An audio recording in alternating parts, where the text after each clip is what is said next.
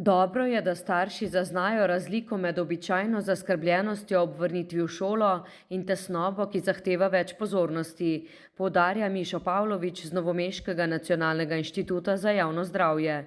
Če starši več kot 2 tedna nekako opažajo ne vem, nepojasnen jok, nemirnost, mogoče nespečnost, težave pri prehranjevanju, razburjenje, jezo ali pa da se otroci oklepajo staršev, opuščajo določene aktivnosti v šoli ali pa izven šole, vse to so nekako signali, da je mogoče prišlo do nekega anksioznosti pri otroku.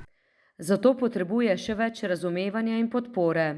Otroci, ki doživljajo pred vstopom v šolo, zlasti po daljši odsotnosti stisko in strah, so največkrat otroci, ki imajo velika pričakovanja do sebe, morda nizko samopodobo, otroci, ki so na nek način hočejo biti perfekcionisti.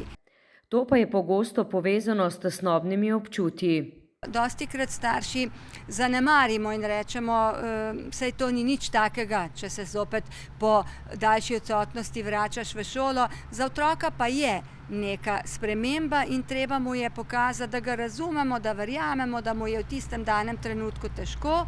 Če starši ne zmorejo nuditi otroku podpore ali pomoči, se lahko obrnejo na več naslovov.